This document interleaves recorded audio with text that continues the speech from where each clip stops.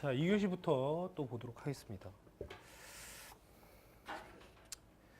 거기 포인트 투 포인트 방식은 두 지점 간의 이제 그 HVDC 방식이죠. 그래서 양극 방식과 단극 방식. 저희가 알고 있는 대로 뭐 단극하면 도체기로, 대지기로 있죠. 예, 그 부분하고 양극이면 뭐 여러 가지 방식이 있잖아요. 예, 양단 접지냐 아니면 중선선 방식이냐 그리고 일단 접지냐 뭐 이렇게 있으니까 그런 식으로 좀 얘기를 해주시면 돼요. 예. 여기 전극소라는 말이 나와요. 전극소. 전극소는 대지기도에만 있는 접지 부분이죠. 중성점에 접지할 때 그때 대지기로 할 때 사용하는 그걸 이제 전극소라고 얘기합니다. 그래서 제주 해남에는 전극소가 있어요. 왜냐하면 양단 접지 방식이기 때문에. 그런데 그 제주 진도관이죠. 거기는 어떻게 보면 도체기로 이중 도체기로 방식이잖아요. 양쪽으로 이제 중성선을 깔아서 거기는 접지가 없어요. 접지가 없기 때문에 전극소가 없습니다. 이런 특징이 있어요. 여기 전극소란 말이 자꾸 나와서 찾아봤는데 내용은 그런 내용입니다. 나머지는 뭐 용어해설집만 좀 보셨으면 그리고 이제 백투백은 어차피 뭐 저희가 뭐 비동기 연계라든지 그죠? 그런 부분에서 AC를 DC로 바꿨다가 곧바로 DC를 뭡니까? AC로 바꾸는 방식이기 때문에 그대로 그 시스템에 대해서 설명을 해주시면 됩니다. 다단자 방식은 단자가 여러 개인 거죠. 말 그대로. 그래서 그 위쪽에 보면 이제 4단자 돼 있고요. 그 다음에 아래쪽에도 이제 이렇게 방사상으로 이렇게 돼 있는 이러한 방식을 다단자 방식이라고 해요. 그래서 용어 해설지만 한번 읽어봤으면 이거 읽어본 건데 나왔네? 했으면 썼을 거예요. 근데 한 번도 안 봤으면 못 씁니다. 한 번도 안 봤으면 못 써요. 그게 좀 문제죠. 그래서 항상 요즘 근래에 얼마 전에 용어 해설집에서 다량으로 시험에 출제된 적이 있어요. 그래서 그 이후부터 개정판 용어 해설집 반드시 봐라. 거기 보면은 뭐 진짜 그 여러 가지가 나옵니다. 그 저희가 하는 GIS 중에 이제 고주파 필터죠. UHF 방식이라고 해가지고 고주파 필터 방식으로 이제 그 하는 그러한 진단 기술들이 있잖아요. 새로운 진단 기술들이 거기 다 나와 있어요. 그런 부분도 나와 있고 그리고 팩트 설비도 기존에 이제 GTO 사이스터에서 지금 전부 IGBT로 바뀌었습니다. 그 IGBT를 이용한 스테이트 콘이라든지 뭐 이러한 부분도 다 나와 있고 뭐 SSC라고 해가지고 SSSC죠. 그 새로운 팩트 설비해서 직렬 보상 장치 그것도 나와 있습니다. 그런 부분들 새로운 것들이 다 나와 있기 때문에 잠재적인 그런 것들이 시험 문제예요. 다. 그리고 거기 보면 용어 해설집에 또 오픈 루프 방식이냐, 클로즈 루프 방식이냐 이런 것도 다 나와 있고 우리가 쓰는 여러 가지 그 여태까지 나왔던 그런 문제들 있잖아요. 그런 것들이 거기 많이 돼 있기 때문에 한 번쯤 읽어볼 필요성이 있어요. 그리고 배전 자동화가 시험에 나오면 기존에 우리가 알고 있는 코다스는 이미 지나갔고요. 스마트 그리드와 연계된 지능형 배전 시스템입니다. 지금은 배전 자동화라는 말을 쓰지 않아요. 지능형 배전 시스템이라고 하기 때문에 그런 부분도 그 용어에서 보면 다 나와 있어요. 그러니까 그런 쪽으로 이제 정리를 해야 돼요. 다. 그러니까 점점 바뀌는 거죠. 저희가 옛날에 알고 있던 지식에서 계속 ICT라고 여기 나오죠. 그러니까 정보통신과 결합된 스마트 그리드도 이제 그쪽하고 관련 있는 건데 점점 이제 세상이 변하다 보니까 정보통신과 결합된 많은 그러한 그 설비들이 우리가 아는 거에서 점점 진화해요. 그런 부분들을 공부를 해놔야 돼요. 왜냐하면 시험에 나온다면 그런 부분들로 나올 거라는 거야. 그러면 우리가 기준으로 삼을 수 있는 책이 용어 해설집만큼 좋은 책이 없습니다. 왜냐하면 출제위원들이 들어가면 결국에는 근거예요. 그 용어 해설집에 있어. 그러면 말이 필요 없는 겁니다. 책에 있는 거기 때문에. 그리고 용어 해설집은 시험을 낼 수 있는 하나의 서적 중에 하나입니다. 그렇기 때문에 출제위원들이 가지고 가는 경우가 많아요. 그러면 송배전공화, 어차피 발전공화, 개통공화 가지고 가는 거고 기본서에 있기 때문에 그거 외에 이제 뭐 여러 가지 자료들을 가져가겠지만 그 중에서도 용어해설집이 포함된다는 얘기는 요즘에 또 발전기초에서 한 문제씩은 나오죠. 또 발전기초 책도 봐야 되는 거고 할 게 많죠 사실은. 근데 그거를 다 공부하라 그러면요 너무 많습니다. 그러니까 나올 만한 거는 뭐야? 제가 정리해줘. 간단간단하게 정리해서 간단간단하게만 정리해놔도 결국엔 용어해설집이라는 건 이게 뭐라는 용어거든요. 옛날에도 그 개념이었어요. 우리가 가장 공부할 때 어려운 게 뭐냐면 용어의 정의예요. 이게 뭔지 몰라서 못 쓰는 거죠. 근데 그게 뭐라는 것만 알면 우리가 배운 지식선에서 쓸 수 있습니다. 어떻게든 써요. 이게 뭔지 아니까. 그러니까 그 정도만 해도 충분하다는 거예요. 그걸 다 공부하려면 두께가 이렇습니다. 용어해설집 책이 얼마나 두꺼운지 아세요? 내용, 글씨는 얼마나 조그만지 내용이 너무너무 방대하기 때문에 그러면 우리가 기준으로 삼을 수 있는 건 여태까지 나왔던 거. 결국엔 기출문제에 우선해야 되기 때문에 여태까지 나왔던 거, 최근 이슈화되는 거. 왜 이제 가끔 그래서 인터넷 정기 신문이나 이런 것도 좀 봐야 돼요. 그냥 머리 식힐 때 읽어봐야 됩니다. 아 요즘 이런 게 이슈화 되고 있구나. 이런 게 저기 하고 있구나. 그런 게 나오기 때문에 그런 걸 보다 보면 돌아가는 그게 요즘 이슈 사항이 뭐고 요번 시험에 이런 것들이 나올 수 있겠다라고 유추할 수도 있어요. 그런 거를 또 할 수도 있잖아. 그리고 신재생 에너지는 해야 됩니다. 요번 시험에는 안 나왔지만 그 전 시험에 매 한 문제씩 자생씩 나왔어요. 분산연계도 계속 나오고 있잖아. 네, 시험에 나오는 출제 유형을 보면 분산연계와 신재생 에너지는 계속 나오고 있습니다. 거기에 맞춰서 ESS 부분이 계속 부각되니까 ESS에 대한 부분, 전지 부분 특히 그 부분들이 많이 출제가 되잖아요. HVDC 하면 전압형이나 전류원이나 저번에 나왔잖아요. 2번 나왔잖아. 네, 그런 부분들은 확실하게 뭐야? 정리를 해두고 있어야죠. 언제 또 나올지 모릅니다. 그러니까 용어해설집은 좀 봐야 된다 이 말이죠. 다 보는 게 아니고 이렇게 보다 보면 자기가 눈에 보여요. 이런 거는 우리가 막 얘기를 하던데 이런 게 있습니다. 그러면 그런 거 체크해놨다 뭐야? 그냥 정리만 하면 돼요. 이게 뭐라는 거. 이게 이런 게 있고. 그러면 간단하게 정리하면 하기도 쉬워. 그걸 다 써가지고 그걸 하려고 하면요. 그럼 이제 일이 되는 거야. 그게. 그러니까 나한테 부담을 주지 않는 선에서 간단간단하게 정리해가지고 자꾸 보면요. 그 용어도 그게 뭐라는 걸 알면 구사할 수 있고 뭐 섞어서 막 쓸 수도 있고요. 내가 답안지 쓸 때도 막 아니까 섞어 쓰는 거예요. 그러면 이 친구가 많이 공부했구나. 뭐 이런 게 될 수도 있는 거고. 그래서 용어해설집은 꼭 공부하시라고 제가 권하고 있습니다. 개정판 용어해설집을 꼭 좀 보셔야 되지 않나 이런 생각이 듭니다. 2-2번 문제는 건축전기 문제입니다. 건축전기. 제가 피레접지 회사를 좀 다녔었어요 옛날에. 그래갖고 61024는 거의 다 외웠습니다. 외웠었어요. 왜냐하면 하는 일이 그거니까.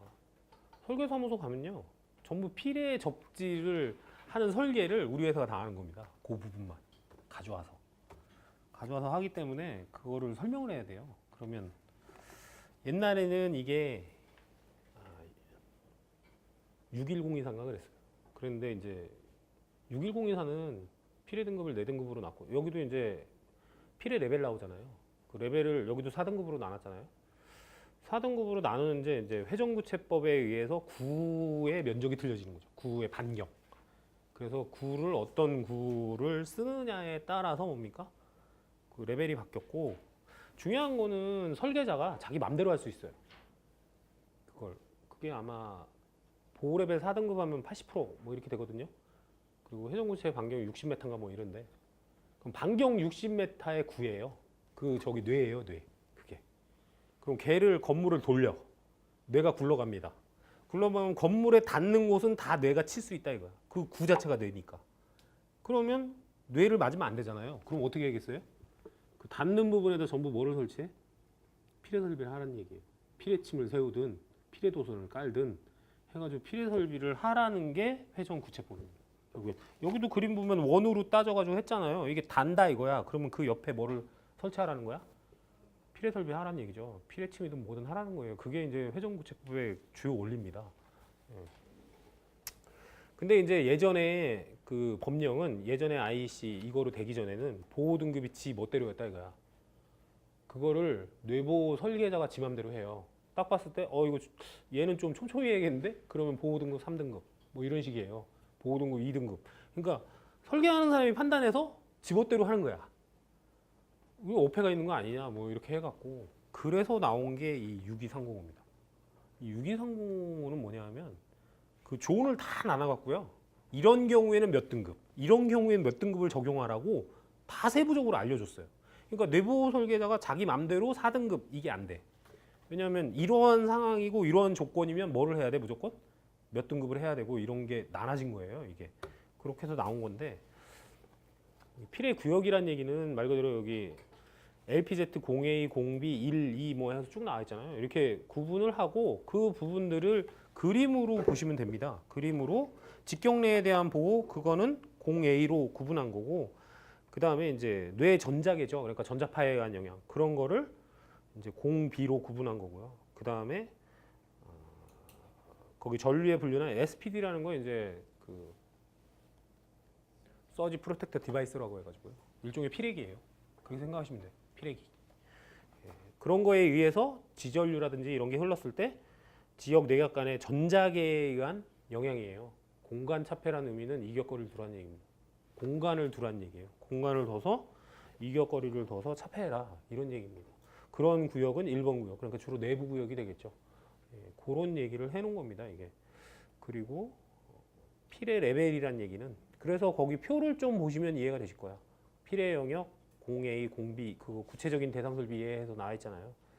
그걸 좀 참고를 하시고 필의 레벨은 낙뢰가 맞을 수 있는 그 확률에 따른 레벨입니다. 이게 그 가능성 지수를 나타내는 게 이제 필의 레벨입니다. 여기서는 근데 이게 옛날하고 틀려진 게 옛날에는 그 아까도 얘기했죠. 한 장 넘기면 표 6번에 회전구체 반지름이 나와 있어요. 그래서 1등급은 20m, 2등급은 30m, 4등급은 45m, 아니 3등급은 45m, 4등급은 60m 나와 있잖아요. 근데 얘가 옛날에는 이 그 회전구체 반지름 가지고 했거든요. 근데 지금은 전부 내격 그 전류로 해요. 그래서 앞쪽에 보면 거기 최초 단시간 내격했을 때의 피크 전류값 있잖아. 그거로 이제 그 다음에 뭐 후속 단시간 내격도 있고 뒤에 보면 장시간 내격도 있고 여러 가지로 나뉩니다. 그러니까 굉장히 세분화됐어요. 그러면서 전류값을 가지고 뭐 한다?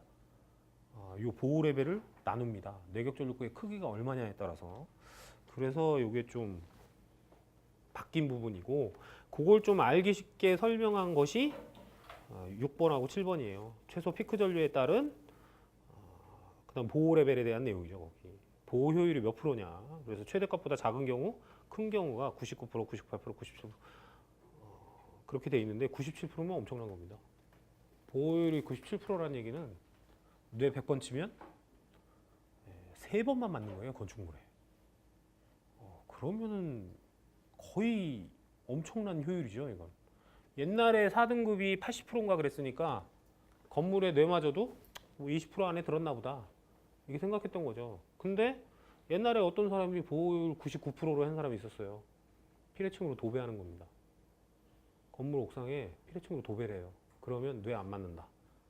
그런데 뇌를 맞았죠. 소송을 걸었죠. 졌죠. 왜? 보호율이 100%가 아니잖아. 99%라는 얘기는 뭐야? 100번 치면 한 번 맞는 거야. 그 한 번에 딱 걸렸다 이거지. 그래갖고요. 뇌는 100% 보호가 없어요. 100% 보호가 없습니다. 여기서도 100%가 없잖아요. 최대 99%잖아.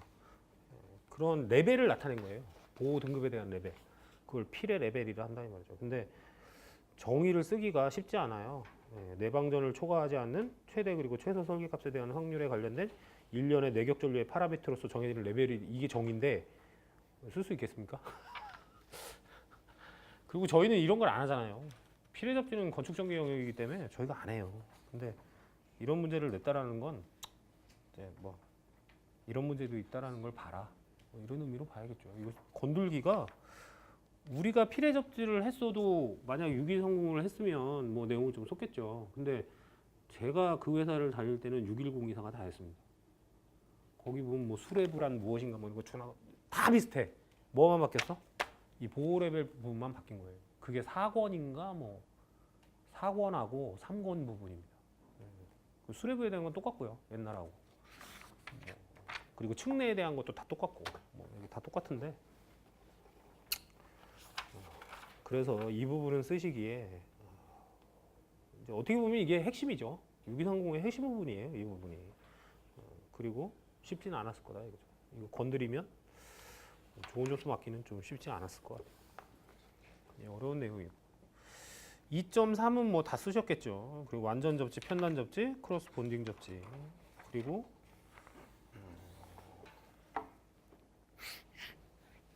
일종의 시스 유기전압은 일종의 전자유도 현상이죠. 그래서 시스 유기전압식이 우리가 전자유도식하고 좀 비슷해요. 네, 비슷하고 전자유도 현상이고요. 어떻게 보면 정전유도와 뭡니까? 정전유도와 전자유도 현상 있잖아요. 네, 그 개념이 편단 접지와 안전 접지 여기 이제 좀 들어가 있어요. 그래서 전자유도의 정의가 뭐냐면 전원을 갖는 페르프가 전원이 없는 페르프죠. 전원이 없는 페르프에 근접했을 때 전원이 없는 페르프에 전원이 유기되는 현상이에요. 완전 접지했다는 얘기는 그 예전에 시험에 뭐가 나왔냐면 배전에서 비일관 공동 접지라는 게 나왔었습니다. 그거 나왔을 때 다 죽었죠. 그 뭔지 몰라갖고 비일관 공동 접지 처음 들어보는데 그 배전 신기술에서 나왔던 적이 있어요. 그때 시험에 낸 거예요.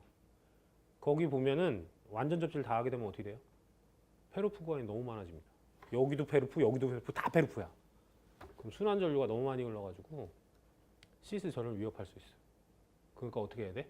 순환 전류를 줄이기 위해서 일부를 끊어놓는 거야.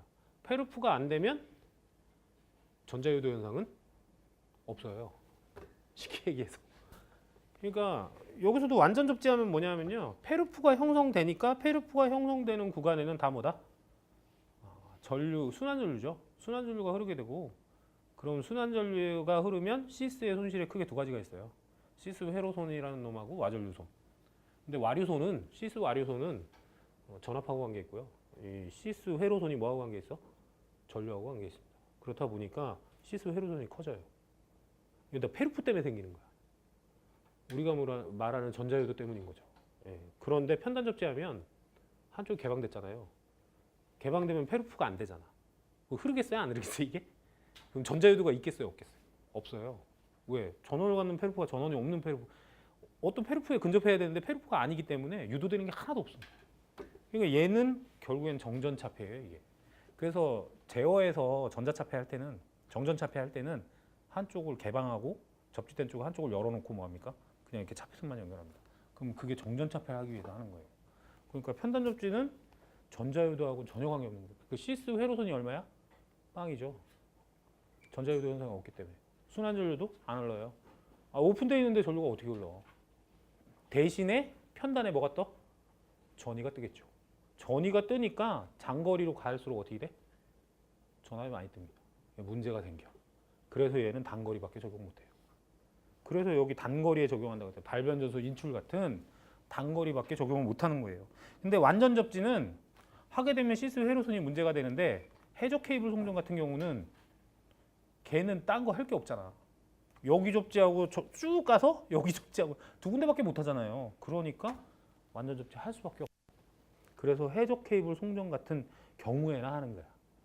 예, 그리고 시스 회로선이 문제되지 않아야 돼요. 이게 문제되면 시스가 손상되기 때문에 그러면 안 되겠죠.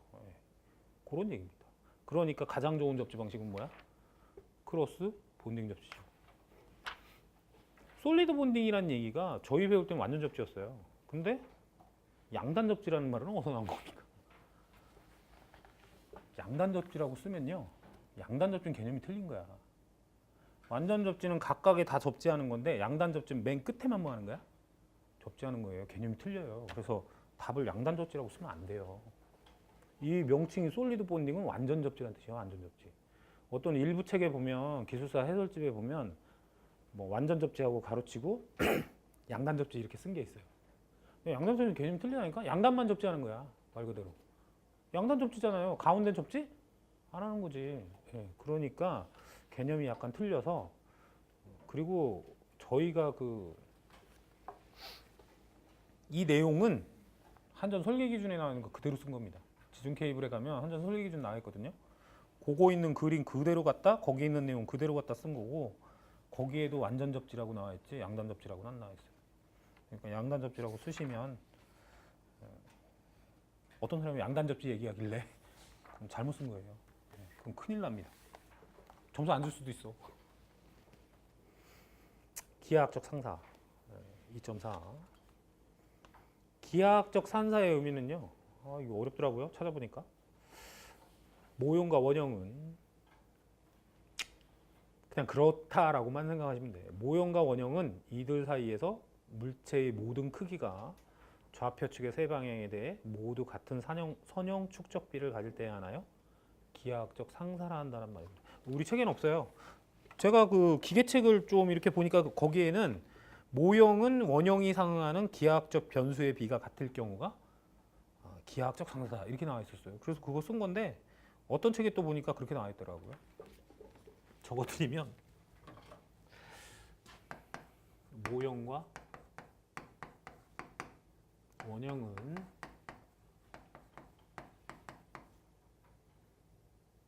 이들 사이에서 물체의 모든 크기가 좌표 축의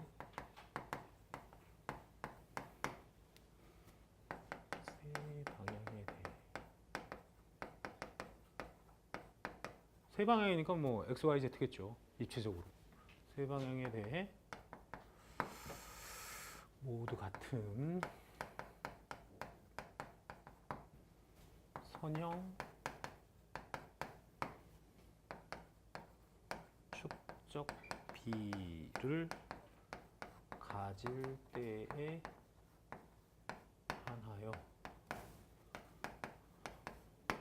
기하학적 상사라 한다. 이게 상사의 의미예요. 제가 이 얘기를 왜 했냐면 아마 이대로 안 쓰면 점수가 좀 낮게 나올 겁니다.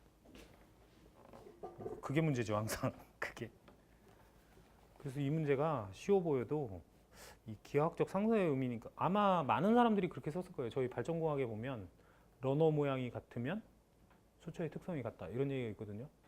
그래서 그런 쪽으로 많이 썼을 텐데 그래서 그런 얘기도 제가 거기 썼어요. 어차피 이 비속도라는 의미가 실제 숫자를 갖다 그 특성을 알아볼 수가 없잖아요. 그러니까 러너 모양만 같으면 뭐예요? 그게 닮은 숫자죠. 닮은 숫자만 갖다 놓으면 뭐다? 특성이 같기 때문에 그래서 요 기하학적으로 닮은 숫자를 선정하는 거거든요. 선정해서 단위 낙차, 단위 출력을 낼 때 1분간의 회전수를 우리가 이제 비속도라고 이렇게 하는 의미도 그겁니다. 예. 그래서 숫자의 특성을 알아보기 위한 거죠, 얘가. 그렇게 이제 우리 책엔 돼 있는데 이 사람이 기하학적 상사의 의미를 아주 이제 완전 역학에서 얘기하는 그런 식으로 해석을 해버렸기 때문에 이건 어려운 얘기예요, 이게 내용이. 쉬워 보이지만 어렵다. 뭐 어차피 뒤에 나와 있는 비속도식 유도하는 건 폐하 1254잖아요. NS는 N 곱하기 폐하 1254이기 때문에 요거는 다 했을 거고 했을 건데 이 기하학적 상사의 의미가 어려운 겁니다. 이게 지금 이게 좀 문제다 이거죠. 그럼 그렇게 보시고 2.5를 보면요. 60Hz, 50Hz 사용할 때 다음 사항 어떻게 되는지 설명하라. 자속 밀도는 거기 식대로 1.2배 커지고요. 여기 이제 와류소는 변화가 없고요. 히스테리시스 손이 변해요. 변하는데 주파수하고 자속하고 관계죠. 그랬을 때 여기 1.6배 적용했잖아요. 근데 방향성 규소 강판을 쓰면 2.0에서 2.5로 이제 이게 커집니다. 그러니까 어떤 재질을 쓰느냐에 따라 이 철손식은 변화할 수 있어요. 변화할 수 있지만 우리는 일반적으로 열간 아변 구소 강판을 사용했을 때 이렇게 된다는 얘기예요. 위에 이제 있는 게 pH식이 철손식이고요. 그래서 철손이 1.116배 커지고요. 와류선은 변화가 없고 그 다음에 전압 변동률은 이제 리액턴스죠. 리액턴스 값 Q 값이 83.3% 감소하기 때문에 전압 변동률은 감소합니다. 그리고 온도야 어차피 철손이 증대됐으니까 온도가 올라간다 이렇게 쓰시면 돼요.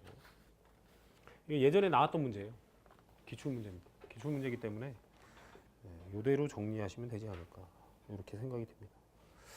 2.6은 뭐 기본서에 있는 거니까 자와의 세기, 자속 밀도, 자속 d파이, 세교 자속수, 그리고 나서 외부의 세교 자속수가 2파이 μr분의 ln, r분의 s가 되고 내부 세교 자속수는 8파이분의 μi가 돼서 여기 이제 전류를 갖다 비교하죠. i는 ix 대 파이 r 제곱분의 파이 x의 제곱 뭐 이런 식으로 비교해서 전류비에 의해서 ix를 구한 후 대입해가지고 이제 풉니다. 그러면 내부의 세교 자속수는 8파이분의 μi가 나오고 합치면 8파이분의 μi 플러스 2파이분의 μi ln r분의 x. 여기서 우리 기본서에는 r이라는 등가 반지름 요거 해가지고 이제 한 r이 다신가 뭐 해가지고 이거 집어넣는 게 있거든요. 뭐 그렇게까지 써주시면 될 것 같고요. 밑에 있는 식은 이 내용은 이준우 씨 책에 있는 내용이에요. 그래서 이준우 씨 책에 있는 거를 카피를 했기 때문에 그 부분을 갖다 넣은 겁니다. 근데 기본서에는 8파이분의 μi 플러스 2파이분의 μi ln r분의 s까지만 나와 있죠. 그러니까 두 개 합친 게 토탈 자속이다 이거예요. 그거까지 써주시면 될 것 같아요. 기본서에 있는 거니까 그대로 보시면 될 것 같고요. 3교시 보죠, 3교시. 시간 관계상 뭐 쉬운 문제는 쭉 넘어가고요. 어려운 문제만 이제 좀 간단하게 기술하겠습니다. 3교시에 이제 이 문제는 거의 못 푸셨을 텐데 푼 사람이 없을 거예요. 이거. 조류의 방향과 역류를 고려하여 전압각을 계산하는 방법. 1, 2, 3, 4 상한으로 나누는 거고요. 플러스 쪽이 순조류, 그러니까 실수축이죠. 실수축이 P니까. 그 마이너스 축이 무슨 조류라고 보는 거예요? 역조류로 보고요. 1, 2, 3, 4 상한으로 나눠서. 근데 이거 한번 읽어보고 갔으면 풀었을 것 같아. 근데 그냥 시험장에서 딱 보고 풀라 그러면요. 이건 절대 못 풀었을 것 같습니다. 여기 오타가 있어요. 이게 논문에도 이런 오타를 씁니까? 이거 논문 보고 베낀 건데. 아래 그림과 같은 제3상한이 아닙니다. 이게 제2상한이에요. 그 첫 줄에 아래 그림과 같이 제2상한은이지 이게 3상한이 아닙니다. 그걸 2자로 바꿔요. 그리고 맨 밑에 마찬가지로 제2상한을 2자를 바꾸고 3자로 바꿉니다. 그게 3상한입니다. 제가 그래서 이해를 못했어요. 아니 이걸 아무리 읽어봐도 이게 좀 뒤에 거랑 매치가 안 돼요. 내용이.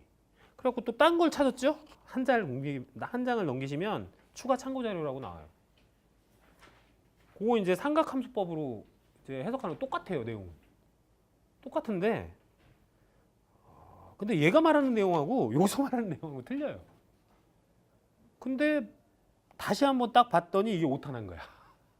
그러니까 앞에 3자를 첫 줄에 아래 그림과 같이 제3상한이 아니에요. 이게 2상한이에요.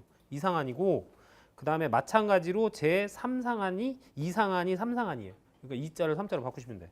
그러니까 맨 위에하고 맨 아래에 그게 틀렸습니다. 그러니까 그것만 바꾸시면 이제 이해가 가실 거예요. 읽어보시면. 그러니까 순조류 있죠. 순조류는 플러스 P를 얘기하는 거고요. 역조류는 이게 마이너스 P를 얘기한다. 결국에 그러면 그게 뭐예요? 조류의 방향이에요. 그게 조류의 방향과 가게 되는 거고. 그다음 역률이 진상이냐 지상이냐고 따지면 그게 뭐야? 그게 역률을 고려하는 겁니다.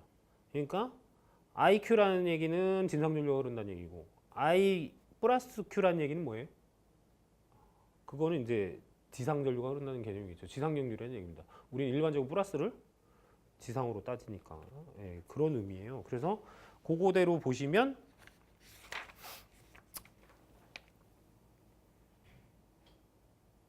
일, 2상한은 1상한에는요. 1상한이니까 일상이 오른쪽 상단. 네, 여기에요.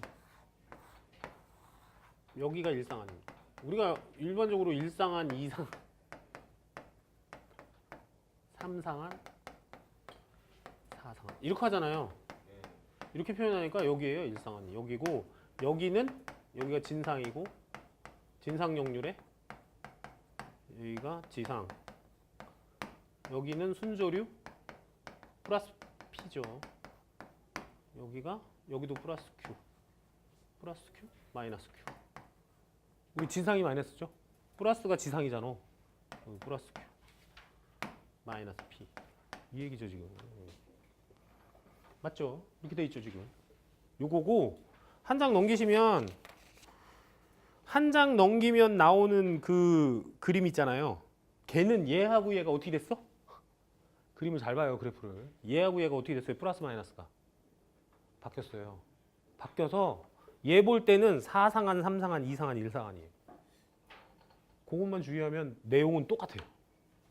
여기서 말하는 내용하고 뒤에 추가 참고 자료라고 이건 제가 다른 논문을 찾은 거거든요. 그 내용하고 앞에 있는 내용하고 똑같은 내용인데 보는 거를 이게 플러스 마이너스 바뀌었다고, 진지상이. 그것만 좀 주의해서 보시면 뒤에 게 읽어보면 훨씬 뭐야? 이해가 잘 가게 돼 있어요. 왜냐하면 역률곡선도 다 그려놨잖아요. 여기 그려놔가지고 이게 R 코사인 세타가 클 때, 그죠? R 코사인 세타가 크면 전압 강화, R 코사인 세타보다 X가 작으면 마이너스 값으로 나오는 거죠. 맞죠? 왜? R 코사인 세타 마이너스 X 사인 세타일 때 그때는 이쪽이 더 커버리면 마이너스 값이 나오잖아. 그럴 땐 전압 상승, 마이너스 델타 V가 돼서. 그 얘기입니다. 그래서 일상안이 여기고 여기에서는 두 개 다 나올 수 있다는 거예요. 이 역률 값이 어떤 값을 갖느냐에 따라서. 진상 쪽으로 나오면 뭐예요? 전압이 올라가고 지상 쪽으로 나오면 전압이 떨어지고. 그러니까 진상 쪽으로 나오면 얘가 마이너스 이게 되고 지상 쪽으로 나오면 뭐예요? 이건 플러스. 그러니까 플러스 델타 V 마이너스 델타 V가 된다 이거지. 그럼 얘는 전압 강화, 얘는 전압 상승.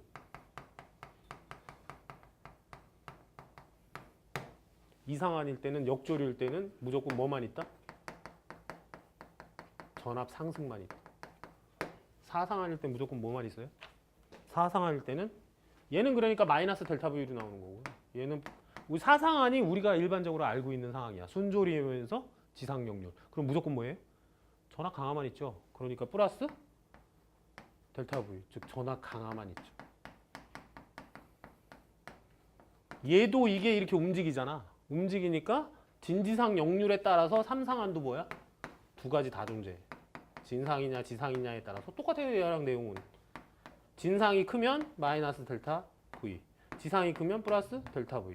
전압 강화, 전압 상승. 그래서 이 양상하는 일상한, 상상하는 어떻게 돼?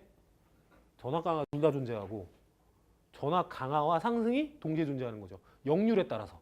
진상 쪽이 커지면 무조건 전압 상승, 지상 쪽이 커지면 무조건 전압 강화. 이 얘기야. 그거는 우리가 알고 있는 델타 V 식에서 I는 R 코사인 세타 진지상에 따라 플러스 마이너스잖아요. 맞죠? 사인 세타인데 이게 크냐 이게 크냐 따라 틀려진다 이거야. 그 얘기예요. 그래서 마이너스일 때 이게 커버리면 어떻게 돼? 그럼 여기 마이너스 나와요. 여기 마이너스가 나오는 거죠. 그러면 전압 상승이 일어나는 거죠. 그 얘기예요. 아무것도 아니야. 그러니까 한번 이렇게 좀 유심히 보고 가면 풀 수 있는데, 앞에 있는 말로 보면요 설명이 너무 짧아서 뭔 말인지 뭐 그 저기 그림도 복태도로 막 헷갈리게 돼 있잖아요. 그래서 잘 몰라요. 뭐 전압가가 식 하나 있더라고요. 떨렁이 있는데 써놨는데 그런 게 중요한 건 아닌 것 같고요. 추가 참고 자료에서 읽어보시면 확연하게 뭔 말인지 알 수 있어요. 거기 표를 한 장 넘기시면 또 있잖아요. 표가.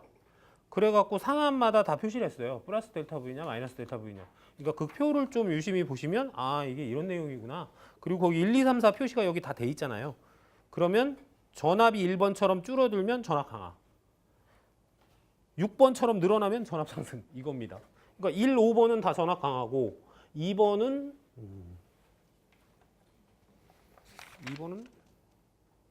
2번도 전압 강하네요. 2번도 전압 강하고 3, 4번은 전압 상승이죠. 3, 4번은 전압 상승이 되는 거죠. 그렇게 해서 그 삼각형법으로 보시는 게 훨씬 더 이해가 쉬워요. 그러니까 요거로 한번 보시면 아마 이렇게 써도 점수를 줘야 되는데 답안지에는 아마 앞에처럼 나와 있을 겁니다. 이렇게 네 가지로. 둘 다 플러스인 거를 그냥 일상으로 하신 거 아닌가요?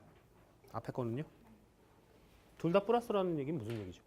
우리가 보통 알고 있는 사상안이 예, 사상안이 우리가 아는 맞아요. 그거를 이제 그걸 일상으로 하셔서 이렇게 1, 2, 3, 4 하신 거 아닌가 싶어요. 천상항이라고 이제 하신 게.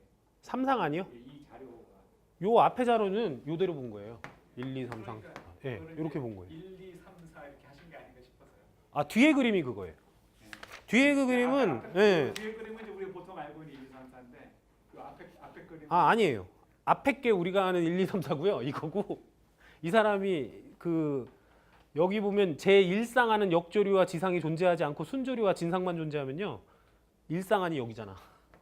순조리와 진상이면. 삼상한이 이제 그렇게 삼상한이 순조리와 진상경에 존재하지 않는다고 하셨으니까 이걸로 따지면 1, 2, 3. 아 그러니까 그게 이상한이라니까.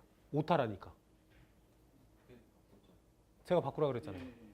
왜냐하면 그 밑에 한편 제1상한은 역조류와 지상이 존재하지 않고 순조류와 진상만 존재한다는 얘긴요. 일상한이 여기란 얘기예요. 그 밑에 그 2번에 예. 한편 제1상한이 이렇게 돼 있잖아. 그러네요. 예. 그러니까 제가 봤더니 이게 잘못 쓴 거예요. 이 사람이 논문 적으면서 헷갈린 거야. 그래서 아 이게 1, 2, 3, 4 따지면 헷갈리잖아요. 그러니까 이 사람도 이게 논문을 쓰면서 잘못 쓴 겁니다. 그러니까 아래와 같이 이상한이에요. 그게. 첫 번째 줄이 이상한이고 또 맨 밑에 줄 마찬가지로 거기는 삼상한입니다. 2자로 나와 있는 게. 그러니까 2와 3을 바꾸면 돼요. 그 맨 처음과 맨 끝을. 그렇게 바꾸시면 딱 맞아요. 그래서 이렇게 본 거예요. 1, 2, 3, 4. 요거는. 그리고 한 장을 넘기면 얘가 이게 뒤바뀌거든요. 예. 이게 뒤바뀌어 있으니까 그때는 여기가 일상한, 여기가 이상한, 여기가 삼상한, 여기가 사상한이 됩니다. 그 저기 보면 진지상 바뀌었잖아요. 예. 예, 이게 플러스 마이너스 바꿔놨어요. 하려면 다 똑같이 해놓지. 헷갈리게 바꿔놔가지고 이게 플러스 마이너스 Q가 바뀌었기 때문에 그때는 1, 2, 3, 4가 된다 이거죠. 그 얘기입니다. 그래서 우리가 알고 있는 전압상항 시기에서 진상이냐 지상이냐 요거 역률도 고려하고 순조류냐 역조류냐는 플러스 P냐 마이너스 P냐 이거죠. 계통으로부터 받느냐 아니면 주느냐 요겁니다. 그거 갖고 따지는 거니까 제가 봐서는 뒤에 있는 그림도 참 잘 해놓은 거예요. 이게 설명은 더 잘 해놨어요. 이게 제가 읽어보니까 각 경우에 대해서 다 해놨고 그러니까 요걸 플러스만 하면 우리가 보기 좋겠고. 그렇죠. 예, 보기 좋게 되어 있습니다. 거기도 보면은 이제 플러스면은 무조건 플러스 델타 V면 전압 강화가 있는 거고 마이너스는 전압 상승이라고 생각하시면 되니까 그거대로 따져가지고 보면 일반적으로 그 뒷그림에서 여기와 여기죠. 이상한과 사상한이죠. 여기 보면 거기는 이제 일상한과 삼상한이 되는 거예요. 이게 이쪽은 다 뭐다? 우리 뒤에서 그러니까 뒷그림은 또 틀린데 뒷그림에서는 여기하고 여기가 뭐가 돼요? 여기가 이제 전압 상승, 전압 강화 이게 다 존재하는 구간이 되고 이쪽이 이제 그러니까 이거 돌려놨다고 생각하시면 돼. 이거하고 그러니까 앞쪽에 있는 그림으로 보면 이렇게 보시면 되고 이쪽이 이제 두 개 다 존재하는 거 여긴 전압 강화, 여긴 전압 상승 이렇게 보시면 돼. 하여튼 뭐 그런 내용이니까 그렇게 참고를 하시면 될 것 같아요. 한번 읽어보시면 그래서 처음에 제가 이해를 못한 게 삼상한인데 왜 삼상한이면 여기 이놈이 빗금 쳐놓은 데인데 이게 삼상한법이에요. 이게 빗금 쳐놓은 데인데 왜 이게 순조류와 지상이 존재하지 않는다고 하지? 이게 지금 지상하고 역조류인데 이게 이상하다. 그러니까 이게 이상한 얘기잖아요. 지금 이상한 얘기입니다. 역조류와 진상만을 고려하면 이상한이잖아. 그러니까 이게 3자가 아니고 2자예요. 얘가 오타야, 오타. 나중에 보니까 이게 오타더라고요. 나중에 보니까 제대로 된 놈을 찾았어. 그 놈도 이게 똑같아요. 그러니까 어디 논문에 쓴 거고 이거는 어떤 놈이 기고한 거 있어. 그 무슨 전력 저널이나 뭐 이런 잡지에 올린 게 있더라고요. 그걸 보니까 이게 바뀌어 있잖아. 그래서 이놈이 확실히 내가 이해를 못한 부분이 이게 말이 안 맞으니까요. 이해를 못했었는데 그거 딱 보니까 이게 오타난 거구나라는 걸 알겠더라고요. 그러니까 원래 1, 2, 3, 4 상한이 맞아요. 이게 이렇게 맞고 이놈이 잘못 쓴 거예요. 이게. 그런 것도 베껴 쓰나? 이런 생각했습니다. 아무 생각 없이 베껴 쓴 거잖아요. 결론은 그럼. 짜증나더라고요. 논문도 그게 문제예요. 하나 나오면 그걸 자꾸 카피해서 막 쓰다 보니까 그리고 요거는 이것도 논문인데 뒤에 있는 요 내용은 논문인데 이거 좀 새롭더라고요. 이런 방법으로 한 내용이 있더라고요. 그래서 딱 보니까 한눈에 이게 훨씬 이해가 쉬워요. 그래서 요거를 이제 제가 일부러 추가 참고 자료라고 해서 넣어놓은 거예요. 이해하시라고. 요거 보시면 금방 이해되실 거예요. 근데 이런 문제 또 나오겠어요? 제가 봐선 또 나오기는 좀 쉽지 않지 않나 이런 생각이 듭니다. 혹시 모르죠. 한번 나왔으니까 또 나올지도. 그리고 이제 심층 치배수 시스템 나와 있는데 알면 아무것도 아니에요. 심해에서 취수해서 심해로 방수하는 겁니다. 네, 안녕하십니까.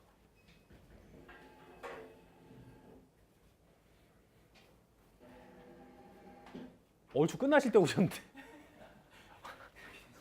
네. 근데 공부하신 지 꽤 되시지 않으셨어요? 네. 합격을 저기 하셨어야 되는데 제가 옛날에 뵌 것 같은데. 예, 그죠? 지난주 시즌에 이렇게 한번 왔었죠. 예.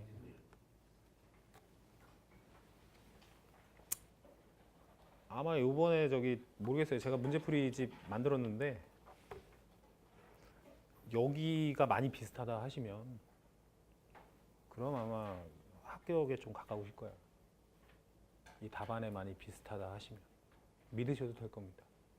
근데 나는 그렇게 항상 이제 문제풀이 하면 그래요. 교수님 그렇게 안 쓰고 저는 이렇게 썼는데 이건 안 되는 겁니까? 왜 저한테 그럽니까?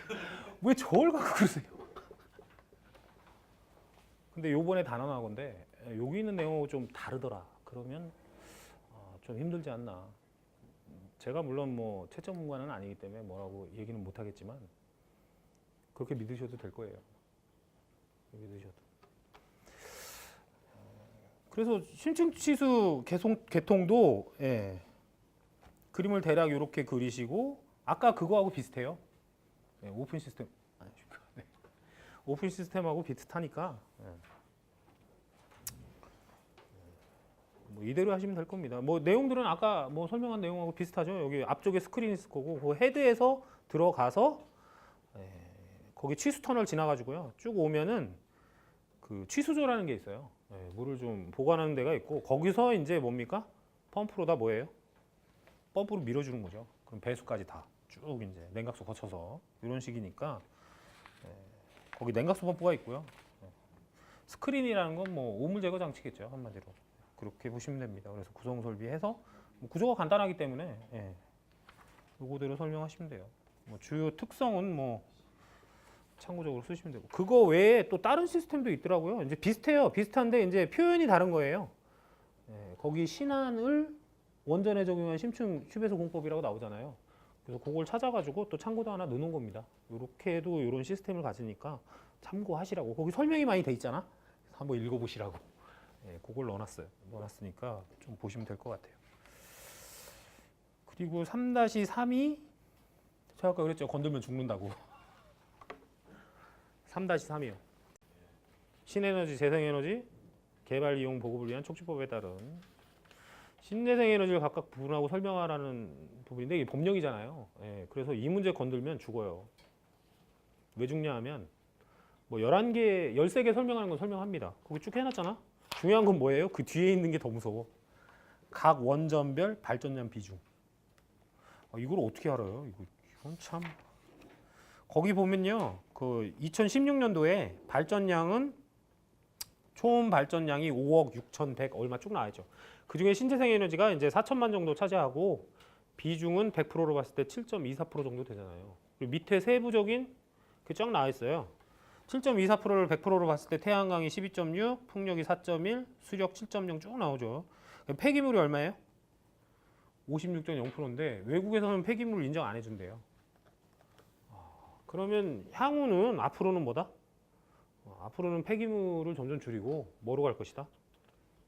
태양광하고 풍력을 늘릴 겁니다. 늘려야 돼요. 그걸 늘려서 이제 맞추겠죠, 많이.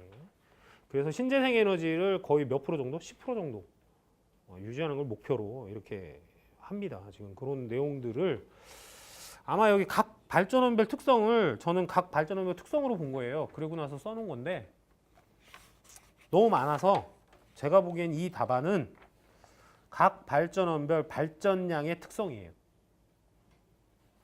그거를 쓰는 게 아닌가. 그러니까 발전량 비중과 특성이니까 비중에 대해서 설명하고 뭡니까? 각 발전원별 발전량이 장래에는 어떻게 늘 것이고 장래에는 어떻게 줄 것이고 그리고 어떤 특성을 갖고 있고 그런 것들을 얼마까지 늘려야 되고 뭐 이런 내용들 있잖아요. 그런 걸 써줘야 되지 않나 이런 생각이 듭니다.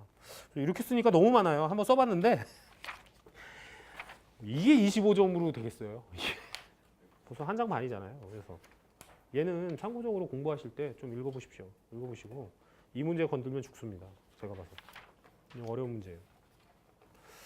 3-4는 뭐 다 풀으셨겠죠. 이거는 뭐 단거리 선로의 전압 강화식 유도하는 거니까 등가외로 벡터도 그리고 전압 강화식 유도하고 그 다음에 전압 강화가 유효전력과 무효전력 관계가 있으면 수식으로 설명하라는 건 이거 빼고는 없어요.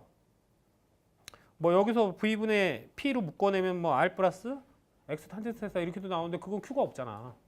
그러니까 거기까지 유도하는 것도 아니고 뭐 그렇다고 전압 강하율 뭐 이런 것도 아니고 아무리 봐도 얘밖에 없어요. 그러니까 VR분의 PR 플러스 XQ 하면 끝입니다. 그래서 25점 치고는 이게 10점짜리 나왔어야 되는데 이게 뭐 25점으로 내가지고 뭐 더 이상 쓸 게 없기 때문에 시간이 좀 남으셨을 거예요. 그 다음에 뭐 삼상 단락전류 86.6%는 뭐 매번 나왔던 거니까 대칭자법을 이용해서 성간 단락 해석하고요. 그러고 나면은 이제 단락전류가 Z1 플러스 Z2분의 J 루트 3 2A 이렇게 나와요. 근데 삼상 단락전류는 Z1분의 2A잖아요. 그러니까 그거로 나눠가지고 계산하면 2분의 루트 3 딱 나옵니다. 크기만 계산하면. 그러면 옛날에는 이게 86.6%가 됨을 증명하라는 게 2분의 루트 3이 86.6이에요. 그렇게 했던 거고 요번에는 문제 똑같이 내면 좀 그러니까 2분의 루트 3이 됨을 증명하라 이렇게 낸 거예요. 그러니까 그것만 바꿔서 낸 거니까 그대로 보시면 되고 변압기 절연 강도를 피레기 제한전압과 관련해서 설명하라. 그럼 일단 제한전압에 대한 얘기를 좀 해줬어요. 해주고 나서 제한전압의 의미 내수판 이상 전압의 크기를 낮추는 역할을 하는 게 제한전압이죠. 그러니까 제한전압에 도달하면 무조건 뭐 하게 돼 있어요? 방전하게 돼 있죠. 피레기는 무조건 방전합니다. 방전해서 전격전압까지 방전하는 거죠. 전격전압에 이르면 방전이 종료되는 거죠. 그래서 피레기는 언제 방전해서 언제 종료됩니까? 이렇게 얘기하면 제한전압에 도달하면 방전해서 전격전압에 이르면 방전을 멈추는 겁니다. 쉽게 얘기해서 그렇게 하는 장치인데 변압기 절연 강도에 보면 뭐예요? 우리 책에도 그 수식이 나와 있죠. 변압기 절연 강도는 반드시 피레기 제한전압 플러스 피레기 접지 저항의 전압 강화보다는 커야 된다. 이렇게 돼 있죠.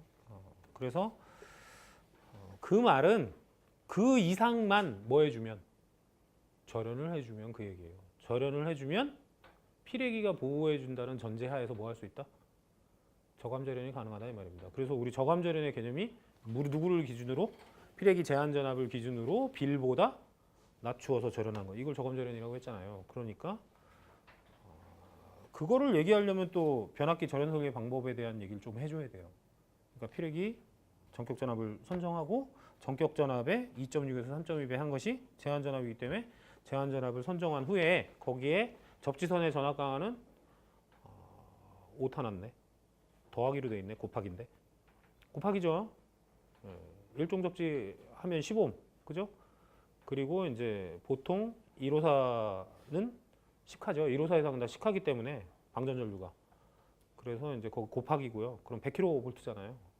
100kV 플러스 460 하면 560이잖아. 그러면 결론은 변압기 절연 강도는 얼마 이상만 해주면 된다? 절연을 유지하면 된다? 560 이상만 해주면 된다 이거죠. 그런데 전절연을 하게 되면 얼마예요?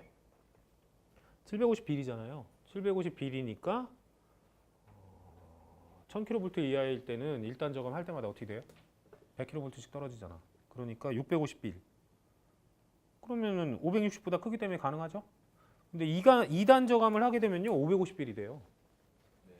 그럼 550 변압기 절연 강도는 얼마냐면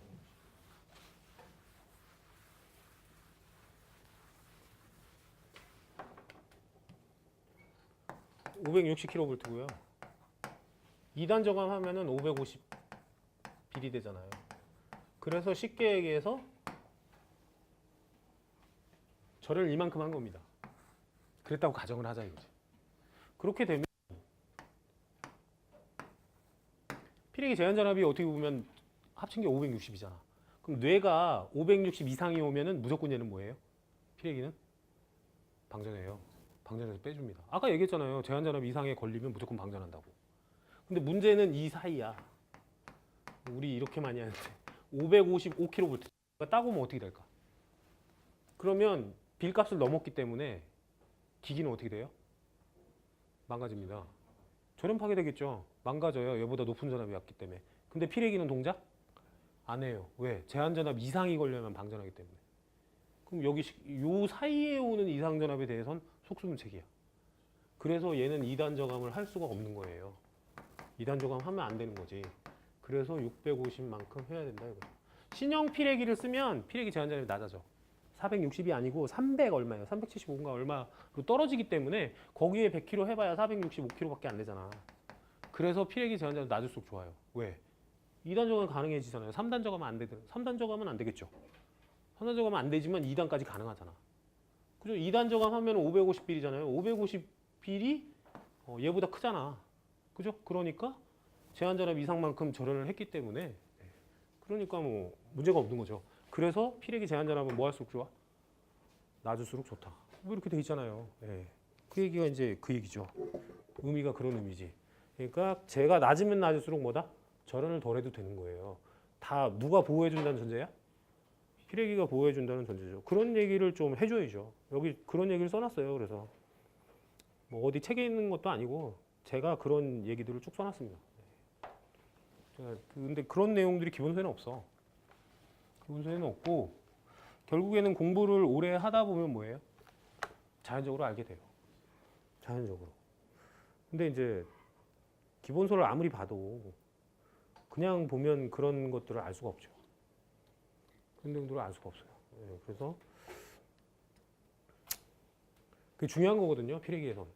그러니까 피레기가 근데 뭐 예전에 저기 연구반 공부 오래 했다고 그래서 질문하는데 피레기는 언제 방전해서 언제 종료합니까? 이렇게 물어봐도 어디서 방전해서 어디서 종료하는지도 모르는데 이게 현실입니다. 책을 그렇게 많이 봤는데도 그걸 모르는 게 현실이에요. 그런 거니까. 여기 피레기 문제 이제 그런 문제가 두 개가 나와요. 아까 한 이제 절연의 종류 뒤에 나오는지 모르겠지만 그거하고 얘예요. 이 문제도 그래서 기본서를 확실하게 이행했으면은 무조건 쓸 수 있어요. 쓸 수 있는데 그런 내용들을 물어봤다는 것 자체가 저한테 놀라워요. 그리고 시험에 그렇게 옛날에 피레기 저항전압과 이제 그 절연하고의 관계에 대해서 쓰라는 문제가 있었어요. 있긴 있어서 한 번인가 나왔었거든요. 근데 이제 이렇게 직접적으로 변압기 절연광도와 피레기 저항전압 관계에서 설명하라고 이렇게 나온 게 제가 봐서 놀라웠어요. 이런 문제 냈다는 게. 내기가 쉽지 않은 문제거든요. 그런 걸 나 이해했으니까 냈다는 거 아니야. 기본서를 많이 봐야 되거든. 그런 거 이해하려면. 여튼 뭐 이렇게 쓰시면 되고요. 수업 시간에 다 설명했으니까. 그죠? 그런 건. 4교시 이제 문제풀이를 보면 4-1번 건드리면 죽는다 그랬죠. 이거 건드리면 떨어지는 겁니다. 4-1번 건드리면. 지능형 전력량의 개념도 좀 이게 그 7월 뭐 제가 아까 7월 20 며칠이라 그랬잖아. 그때 나온 거를 시험에 냈기 때문에 거기 있는 거 그대로예요. 전력망에 하긴 뭐 스마트 그리드라는 의미도 이런 의미죠. 스마트 그리드가 보면 뭐 마이크로 그리드나 뭐 이런 것들 예전에 있었지만 그죠? 거기에 뭐를 조합했다? IT 기술이라고 했어. 근데 그게 이제 ICT로 바뀐 거고 ICT 기술이 뭐예요? 융합된 거죠. 융합돼 가지고 이제 우리가 말하는 자동화, 그죠? 자동화, 지능화 이러한 전력망을 이제 그 우리가 스마트 그리드다 이렇게 표현한 겁니다. 사실은 애초에 시작은 마이크로 그리드부터 시작한 거예요. 그래서 이제 마이크로 그리드라는 건 이제 분산형 전원을 어떻게 연계할 것이냐 거기서부터 나온 거예요. 그러니까 현재 분산형 전원이 우리나라의 계통에 연계되어 있는 거는 우후죽순입니다. 말 그대로. 지멋대로 연결돼 있어요. 배전계통에. 그냥 옛날 그대로.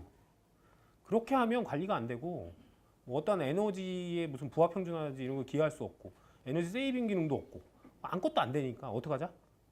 분산형전은 분산형전끼리 묶자는 거예요. 이렇게 묶어서 그리드화해. 그렇게 해서 연계시켜서 계통에 딱 연결하자는 게 뭐야? 마이크로 그리드의 개념이에요. 거기에 한 단계 더 나아가서 뭐 하자? 그러면 분산형전만 그렇게 하지 말고 수용과도 지능화시키고 말은 좋아요. 그리고 송전만도 지능화시키고 발전도 지능화시키고 이렇게 쭉쭉쭉쭉 소비자도 지능화시키고 하자는 게 뭐야? 그 개념이 스마트 그리드였던 거예요. 그래서 무슨 5대 정책 뭐 해가지고 쭉 나왔었잖아. 2000 그러니까 5, 6년 전부터 한 거죠. 2000 몇 년인지 모르겠습니다. 한 몇 년 됐어요. 했는데 지지부진했죠. 뭐 거기 전기차 사업도 있고 뭐 여러 가지 있었지만 말은 많았지만 아직까지 뭐 실현되거나 뭐 이런 거는 별로 없었어요. 별로 없었는데 올해 들어서 이제 새 정부 들어서고 어쩌고 저쩌고 하면서 개념을 여기 전기 공급자와 사용자 간의 실시간 정보 교환이니까 이제 AMI 개념이 강한 거고요. 이게 AMI 개념이죠.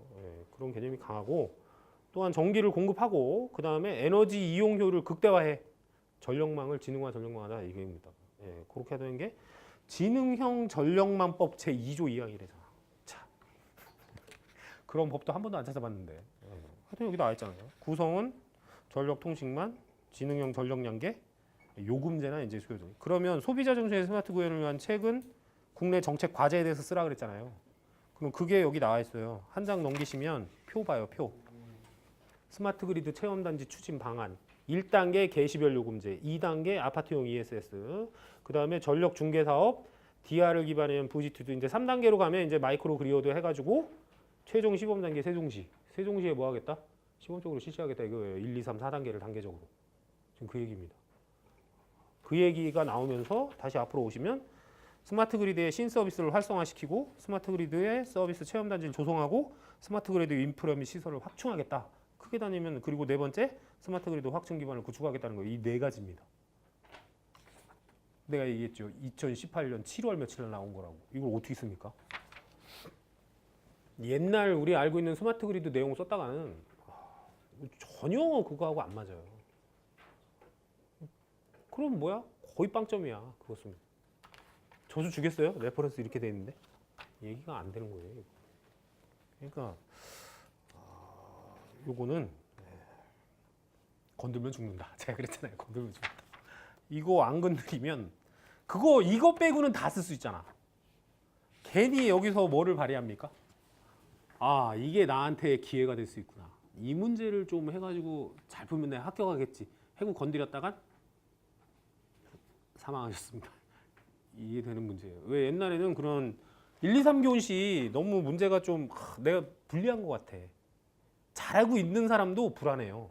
그럼 어떤 생각을 갖냐 하면 야, 4교시에서 이 문제 선택한 놈 없겠지?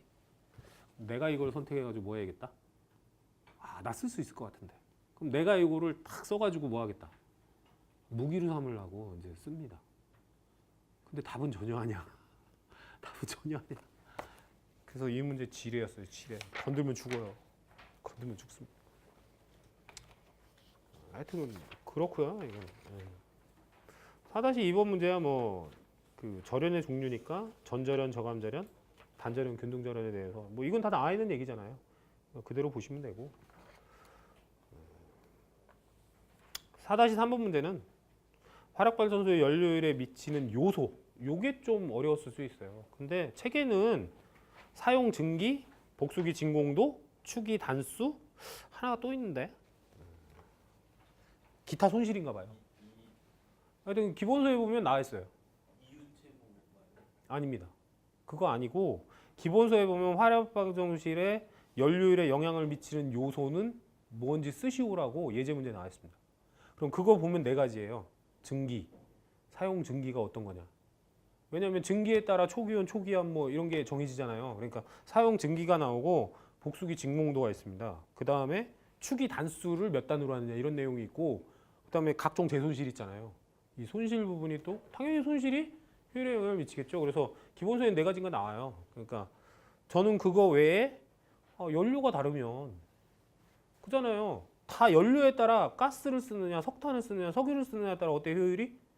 다 달라요. 그래서 사용 연료에 대한 내용도 한 거고 뭐 증기는 당연한 거고요. 그리고 이제 보일러 형식도 관류형이냐 아니면 뭐 자연소형식이냐에 따라서 효율이 틀려지잖아. 그러니까 그런 내용도 쓴 거고요. 그 다음에 제열기의 사용 유무, 제열도 1단 제열이냐 2단 제열이냐 이런 거에 따라서 또 틀려진다 이거예요. 그래서 공기량도 그렇고 우리가 그래서 완전 연소시키라고 하는 얘기도 그러잖아요. 사용 공기량을 얼마나 쓰느냐에 따라서 과잉 공기류죠. 그 내용도 나오니까 그런 것들을 쭉 쓴 겁니다. 또 발전 형식도 뭐예요? 복합이냐 뭐 열병합이냐 이거에 따라서 효율이 달라지기 때문에 연료율에 하여튼 관계되는 요소들은 다 쓴 거예요.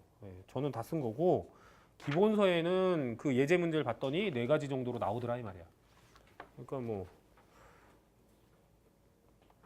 그렇게 보시면 될 거고 설비 측면과 운영 측면의 연료율 향상은 뭐 설비 중에 제일 큰 게 보일러하고 터빈이니까 거기 뭐 절탄기에 대한 얘기도 나오고 공기열기 얘기도 나오잖아요. 뭐 이런 부분. 그리고 열 사이클에 대한 것도 나오고 운영 측에 이제 손해소비 똑같아요.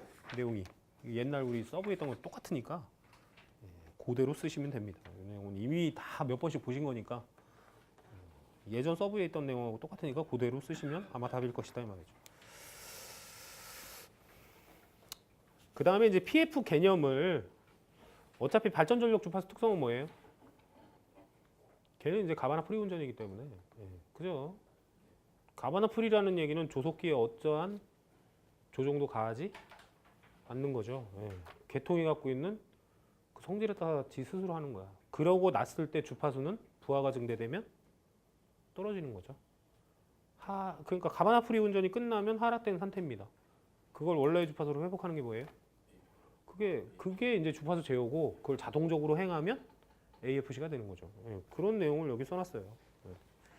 그리고 이제 KL이라는 건 부하의 자기 제어성.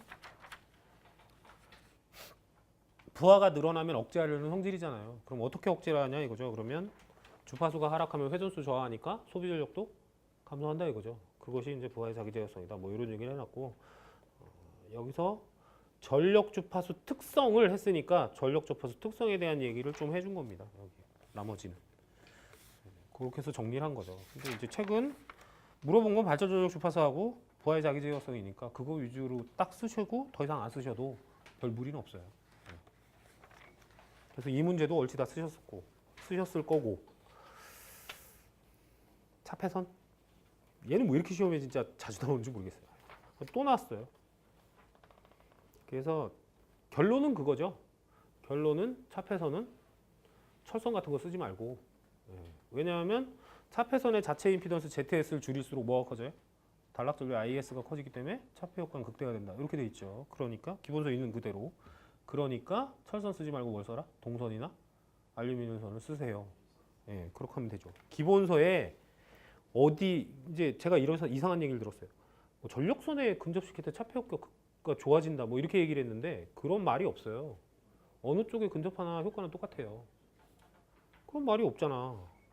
단지 예를 들어 그렇게 설명한 거예요. 그게 효과가 아주 우수해진다 이런 얘기는 없어. 근데 뭐 어떤 사람이 썼는데 그렇게 썼더라고요. 전력선에 차폐선을 근접시켜야 효과가 좋아진다. 효과 좋다는 얘기가 어디 있어요, 책에? 아무리 읽어봐도 좋다는 얘기 없어.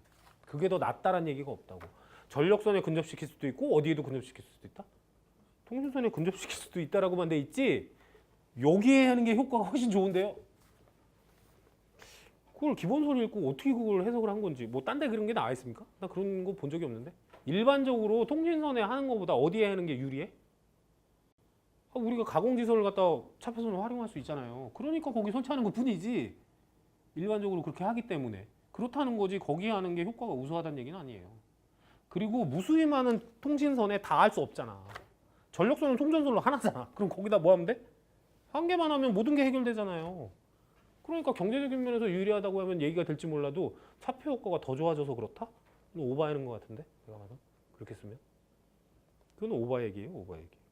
그냥 전력선수 통신선수 근접했을 때 이렇게 된다는 얘기만 하면 돼. 그잖아요.